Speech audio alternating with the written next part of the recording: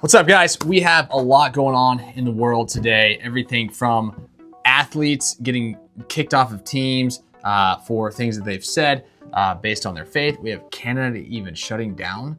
I would say it's not really freedom of speech. They're classifying religious as hate speech. I think so. Trump is addressing the nation tonight, whether we're gonna have boots on the ground in Iran. We have Oracle with layoffs happening again, by the way, obviously excusing that to AI. Who knows exactly what they're excusing it to. Tons of things happening. We're gonna get right off the rip here with this Bulls player. What's his name? Jaden Ivey. That's right, Jaden Ivey. Looked up a little bit.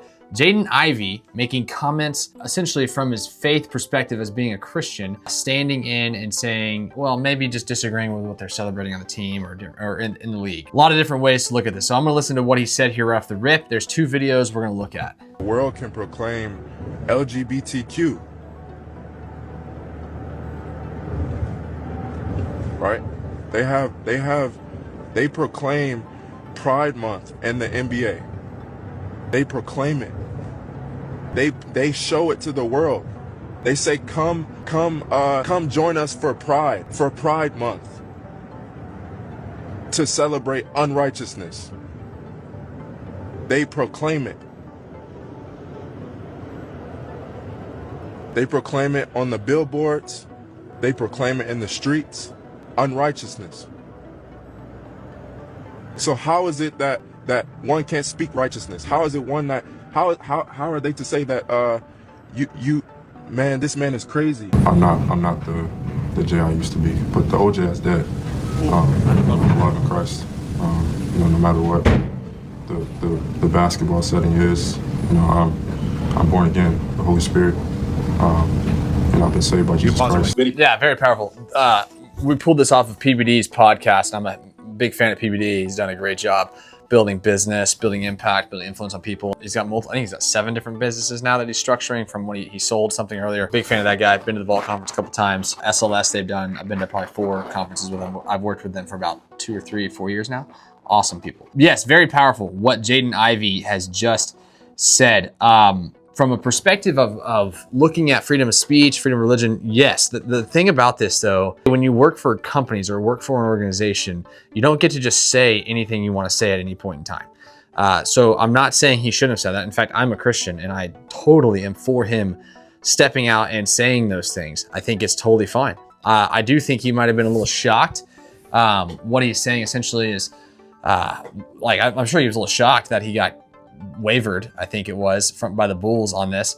My gut says he has some pretty good stats, I think it was. I don't really know. I don't follow a ton of basketball, but I think he's a good enough player that he probably will get picked up by some other teams, despite what he says, whether they agree or not agree. I think there's a ton of NBA players that actually there's probably NBA players out there that probably do back him up. I would say maybe this could be a time that some of those NBA players that have been silent to maybe stand up and say things maybe. Evidently, he may have said something. He called out Steph Curry. I don't really know. There's another clip here. Let's move to this. Right off the rip, I think I'm totally fine with him saying that. I'm totally fine with anybody saying those things as well. But my opinion would be that there is that I think is good that he said it. I won't say that was bad at all. But when you're in those settings, it's your conviction of when you speak your mind or speak your faith or do those things. Only you're going to really know when that timing is appropriate, and you're going to hear that tug from the Lord on your heart that's going to do that. And in the setting, the position, the career path he's in, 3 years in the NBA or 3 years for the Bulls or something like that, about to probably grow into a massive career path. I'm fine with him saying it. I'm never going to tell somebody not to proclaim Christ verbally like that whenever they want. I think he's the only one that can sit there and answer to the conviction of when he does that. There's another clip here. Let's forward a little bit. Here it is. Does my fees received from his family? His own wife is not texting him back. Because who are around me, those are my family members. Oh, he says his own wife is not texting him back. Because of what I spoke, the truth. Saying that I'm losing my mind, saying that I'm crazy. These are my own family members. When I first saw this, I literally almost texted my wife because just to tell her, I mean, she's all on board. My wife is all on board 100% if I were to do something like that. But I can't imagine like proclaiming Christ and then being bailed on by the people you thought were closest to you. My blood man, he's psycho. He's this, he's that. Those are my own household. That's why my wife in here and she not even texting me. Okay, Adam, keep going. Just ghosting him. Again, I think when I look at this, I look at a couple things. One, the organization can do what they want to do. They're not under, if you don't agree with them, you don't have to be there. That's what they're going to say. And it's totally fair. It's understandable. So I think that's there. There might be some laws, some things there that I'm not sure of right there, but I don't think the Bulls are in the wrong for disagreeing with somebody who they don't like with the culture of what they're trying to do. That's their MO. It's what they want to do. Okay, cool.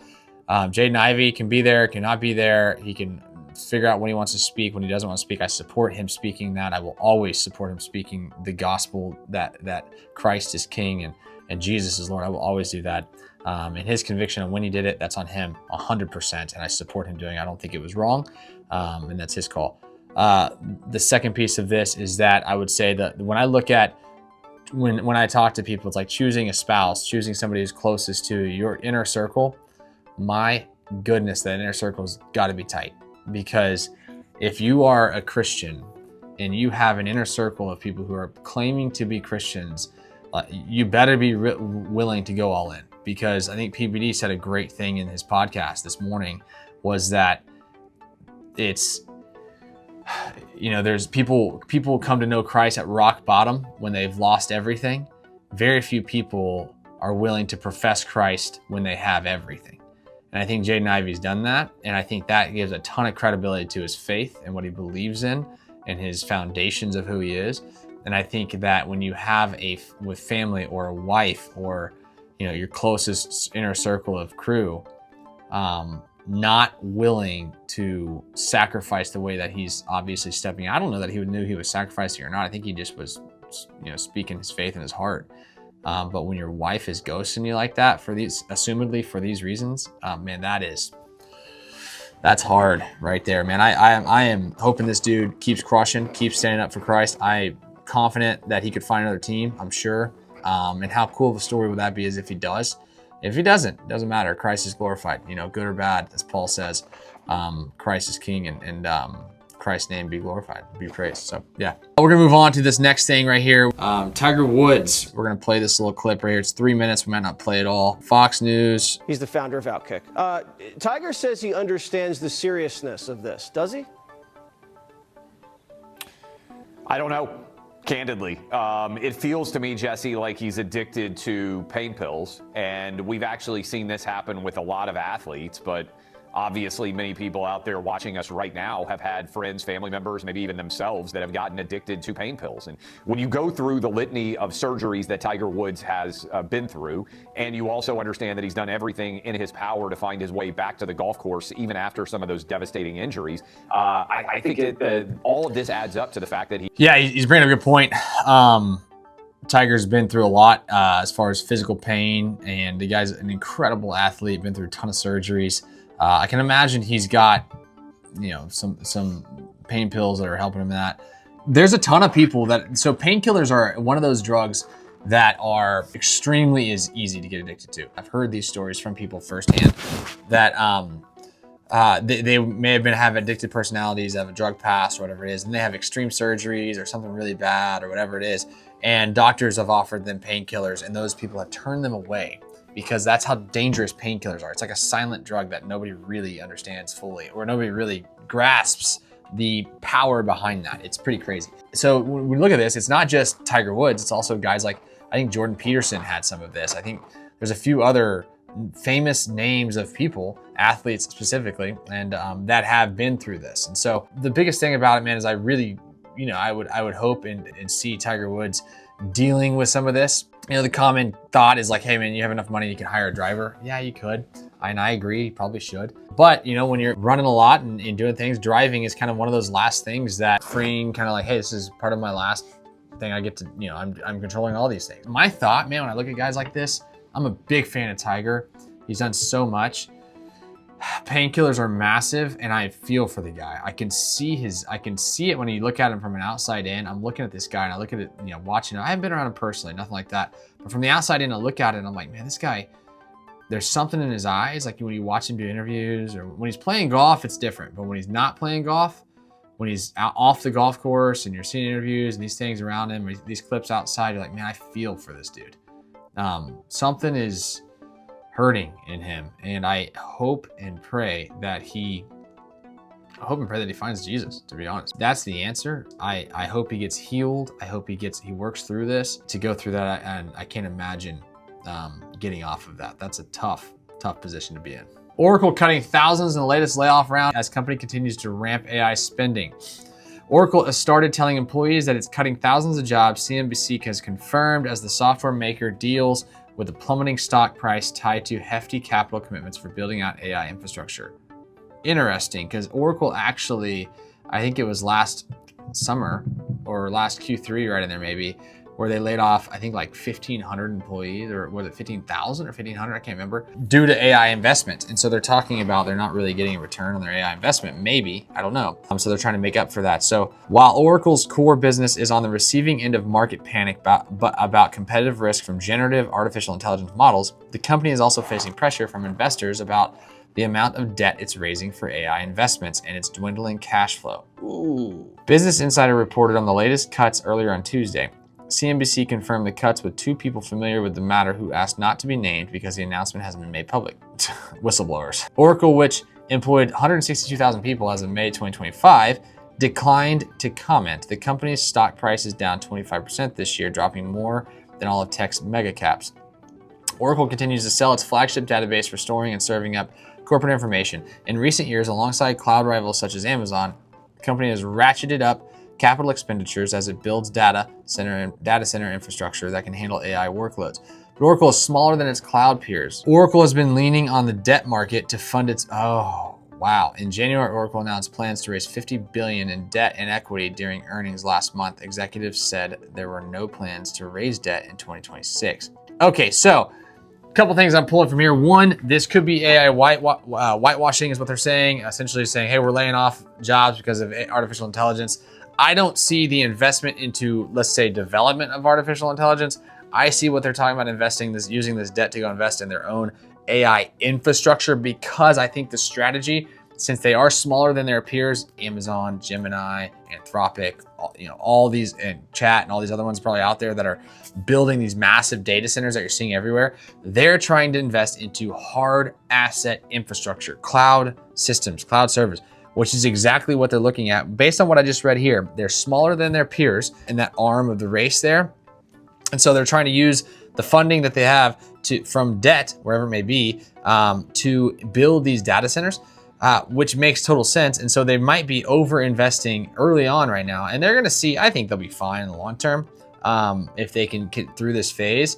I would be concerned with, there's two things that I would be concerned with. One is these people who want to be named nameless because they're whistleblowing, important information that's going to affect the stock price, which is just honestly, like, again, be careful of who your inner circle is and who that leadership is. And then two, I think that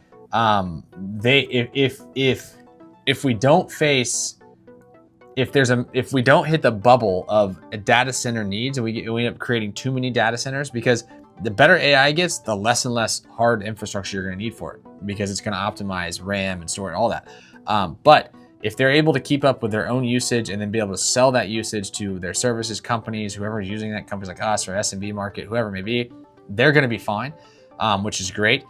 But they have to balance out that investment with their debt and with that bubble. I don't know if it's a bubble or not, of what the actual need is across everything, across the market of artificial intelligence. There's a lot there that they're looking at. I think it's really cool to see. Oracle stock, I guess it looked like it dropped a little bit because of this. Although with layoffs, usually Oracle goes up. I think it went up 2.86 here points, yeah.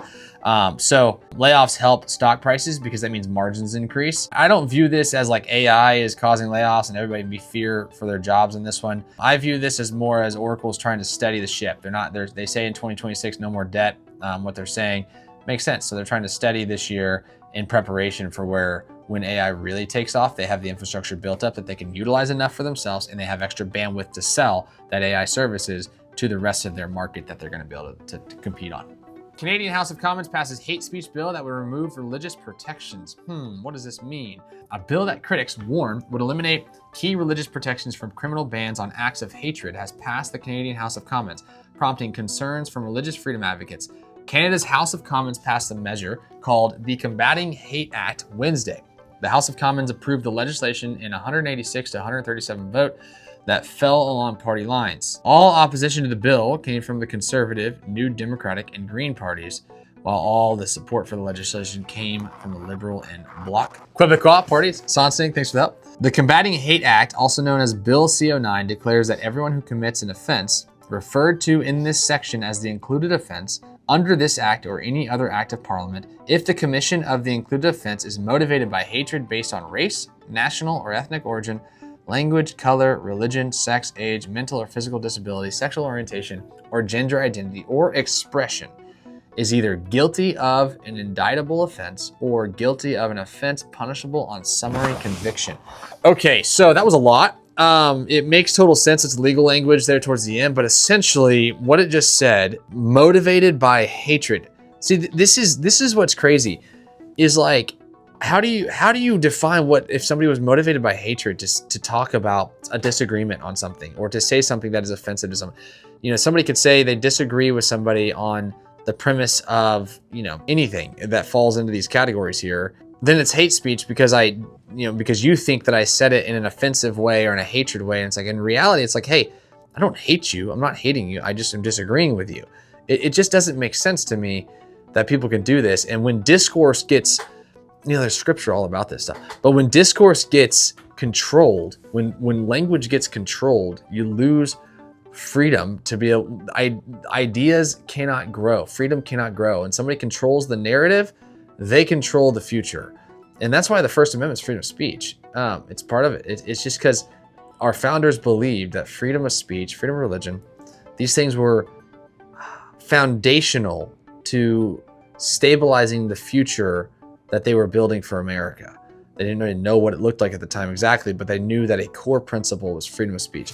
And if your government is coming to tell you that this is hatred for you to say things that, whatever religion or faith or belief or foundation or business or anything, that it's hatred that you can't say these things, and then they can, fine you or indict you or do something on this is a lot. I mean, that honestly, like, this makes me not, I don't, to do business in Canada would be very difficult. It really would, just because you can't, people are walking on eggshells, man. Like you're walking on eggshells everywhere you go. It's like, that's what we try to do here. It's like, look, you can believe anything you want. Here's who I am. Here's what we believe. I'm a Christian. Here's how I run the business. We're biblically based. We run on biblical foundations. You don't have to agree with us. You can still be here. Not everybody at this company is a believer. And it's not that we want to engage in discourse. The more open people can talk about what they believe and they stand on, the less eggshells they're walking on, because they know, hey, we love you. We're going to be there for you. Great. Let's build. Here's our end goal. Here's the vision. It doesn't matter that we necessarily disagree here. Let's talk about it. Let's work it out. Oh, let's go here and build this together. Keep going. Oh, we disagree here. Cool. Let's go. Let's talk about it. Let's discourse. Let's talk. Let's work through these things and then keep going. When you start controlling people's, like, this is an exact example. You're not, it's who defines what it was motivated by. Like, how can you define that? It's a lot. I don't know. I'm not Canadian. I have a lot of Canadian friends, and this is going to be a big discussion for them to sit under. Man, I don't know that I could sit on so hard as an American growing up with freedom of speech to sit there and it scares me. It scares the crap out of me, man. Cargo theft costs U.S. trucking $18 million a day. Goodness gracious, man. Highly organized criminal networks have turned cargo theft into a growing threat to the U.S. supply chain. We have had 2 customers in the past 2 weeks have trucks stolen. No joke of product. Trucks stolen off the highway. It's insanity what's happening. Containers backed up to truck docks stolen at trucks. It's nuts.